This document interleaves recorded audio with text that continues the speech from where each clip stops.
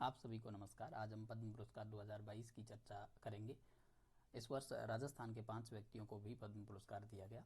पद्म पुरस्कार 2022 25 जनवरी 2022 को 73वें गणतंत्र दिवस की पूर्व संध्या पर राष्ट्रपति ने वर्ष 2022 के लिए 128 पद्म पुरस्कारों की घोषणा की। 1954 में भारत रत्न के साथ ही स्थापित किए गए इन पुरस्कारों की घोषणा प्रतिवर्ष गणतंत्र दिवस के अवसर पर की जाती है। भारत रत्न के बाद भारत के सर्वोच्च नागरिक सम्मान है।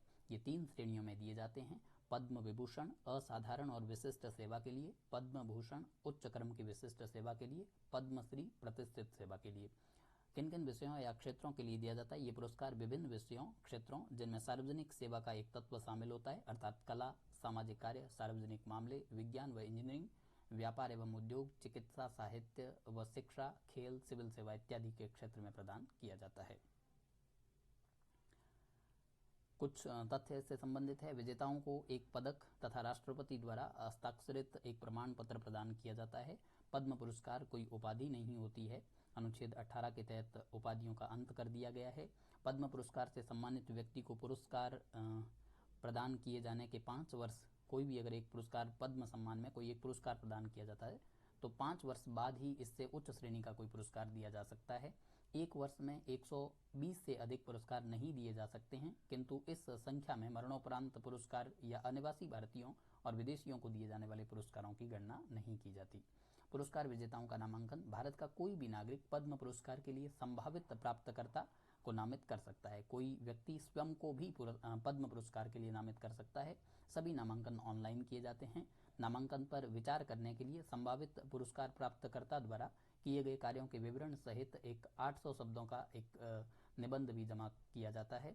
पुरस्कार विजेताओं का चयन: पद्म पुरस्कारों के लिए प्राप्त होने वाले सभी नामांकनों को हर साल प्रधानमंत्री द्वारा गठित पद्म पुरस्कार समिति के समक्ष रखा जाता है। पद्म पुरस्कार समिति के अध्यक्ष कैबिनेट सचिव होते हैं। इनमें गृह सचिव, राष्ट्रपति के सचिव तथा 4 से 6 प्रतिष्ठित व्यक्ति सदस्य के रूप में शामिल होते हैं। इस समिति द्वारा की गई अनुशंसाओं को अनुमोदन के लिए प्रधानमंत्री और भारत के राष्ट्रपति के समक्ष रखा जाता है। वर्ष 2022 के लिए 128 पद्म पुरस्कारों की घोषणा की गई। इस सूची में 4 पद्म विभूषण, 17 पद्म भूषण और 107 पद्मश्री पुरस्कार शामिल हैं। महाराष्ट्र से सुश्री प्रभा अत्रे को कला के क्षेत्र में, श्री राधेश्याम खेमका जो कि उत्तर प्रदेश से हैं, इनको मरणोपरांत साहित्य और शिक्षा के क्षेत्र में, जनरल विपिन रावत को मरणोपरांत सिविल सेवा के क्षेत्र में, ये उत्तराखंड से हैं, और श्री कल्याण सिंह को मरणोपरांत लोक कार्य के लिए दिया गया, ये उत्तर प्रदेश से हैं। इन 4 विभूतियों को पद्म विभूषण से सम्मानित इस वर्ष किया गया।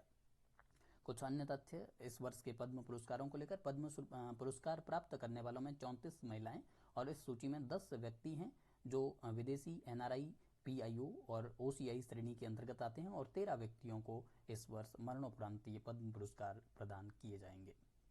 राजस्थान के 5 व्यक्तियों को इस बार पद्म पुरस्कार मिले हैं। उनमें से 2 व्यक्तियों को पद्म भूषण पुरस्कार के लिए चुना गया। उनमें राजस्थान से पैरा ओलंपियन और स्वर्ण पदक विजेता चूरू के देवेंद्र झाझड़िया को खेल के क्षेत्र में, राजस्थान के 1978 बैच के IAS अधिकारी श्री राजीव महर्षि को सिविल सेवा के क्षेत्र में, 3 अन्य लोगों को पद्मश्री पुरस्कार 2022 से सम्मानित किया जाएगा। पैरा ओलंपियन सुश्री अवनी लेखरा को खेल के क्षेत्र में, कलाकार रामदयाल शर्मा को कला के क्षेत्र में, पटकथा लेखक चंद्र प्रकाश द्विवेदी को कला के क्षेत्र में। और 2021 में राजस्थान के जो पद्म अवार्डी रहे हैं उनके नाम इस प्रकार से है: मारवाड़ रत्न लाखा खां को कला के क्षेत्र में, श्याम सुंदर पालीवाल को सामाजिक कार्य के क्षेत्र में, अर्जुन सिंह शेखावत को शिक्षा और साहित्य के क्षेत्र में पद्म अवार्ड 2021 में दिए गए। Thank you. Subscribe to our YouTube channel. Thank you.